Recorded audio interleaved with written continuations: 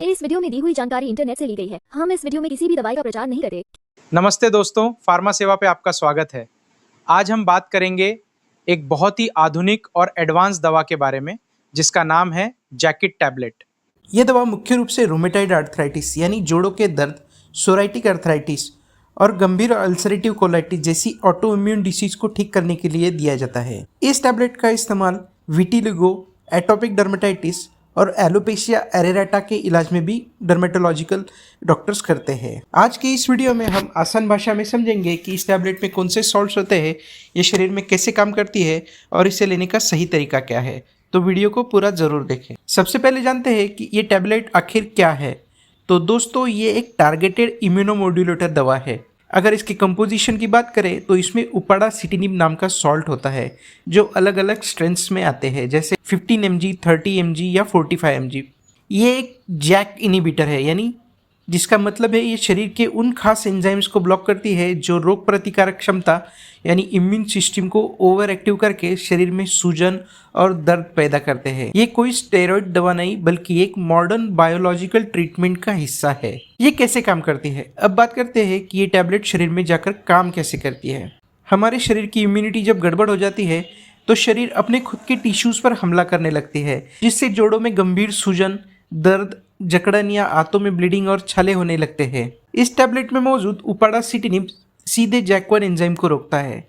इससे immune system की over activity शांत होती है, जोड़ों की सूजन कम होती है और आंतों की अंदरूनी परत को ठीक होने में मदद होती है। इसकी वजह से मरीजों को जोड़ों का दर्द और पेट की तकलीफ से लंबे समय तक राहत मिलती है। अब बात करते हैं इसके मुख्य फायदे और उपयोग। डॉक्टर्स इस दवा को मुख्य रूप से इन गंभीर समस्याओं में प्रिस्क्राइब करते हैं।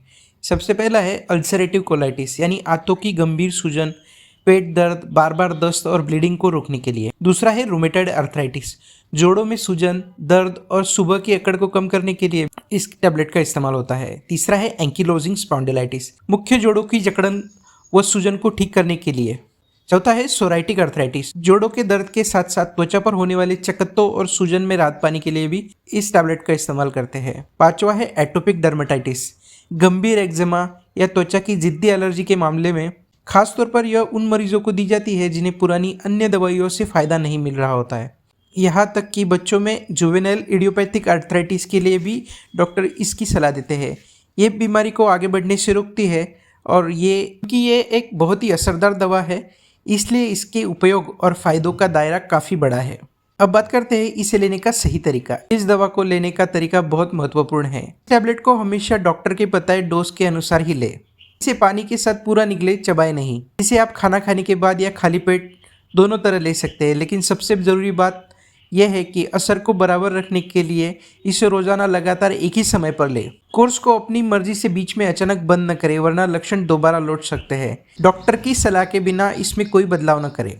अब बात करते हैं साइड इफेक्ट्स की। ये एक इम्यूनिटी कंट्रोल करने वाली दवा है, इसलिए इसके कुछ साइड इफेक्ट्स हो सकते हैं। सबसे आम साइड इफेक्ट है अपर रेस्पिरेटरी ट्रैक्ट का इन्फेक्शन, जैसे सर्दी, जुकाम, गले में खराश या साइनस इन्फेक्शन। दूसरा है चेहरे या शरीर पर हल्की मुहासे निकलना। तीसरा है खून में लिवर एंजाइम यानी सीपीके का लेवल बढ़ना। चौथा है सिर दर्द, चक्कर आना या हल्का बुखार महसूस होना। और पांचवा, शरीर में व्हाइट ब्लड सेल यानी WBC की संख्या थोड़ी कम आ सकती है। यदि कोई गंभीर इन्फेक्शन या स्किन पर छाले, दाने दिखे तो तुरंत अपने डॉक्टर से संपर्क करें। डॉक्टर समय समय पर इसके लिए ब्लड टेस्ट करवाने की भी सलाह देते हैं, इसलिए नियमित जांच बहुत जरूरी है। बात करते हैं सावधानियां। इस दवा को शुरू करने से पहले इन बातों का विशेष ध्यान रखें। सबसे पहला है इन्फेक्शन की जांच। इम्यूनिटी को कम करती है, इसलिए डॉक्टर इलाज शुरू करने से पहले टीबी, हेपेटाइटिस या अन्य गंभीर इन्फेक्शन की जांच करवाते हैं। अगर आपको पहले कभी टीबी या कोई गंभीर इन्फेक्शन रहा हो तो डॉक्टर्स को जरूर बताएं। प्रेगनेंसी और स्तनपान, यह दवा गर्भ में पल रहे बच्चे को नुकसान पहुंचा सकती है, इसलिए प्रेगनेंसी और ब्रेस्ट फीडिंग के दौरान इसका सेवन पूरी तरह असुरक्षित माना जाता है। डॉक्टर की सख्त सलाह के बिना इसे न ले। तीसरा है वैक्सीनेशन।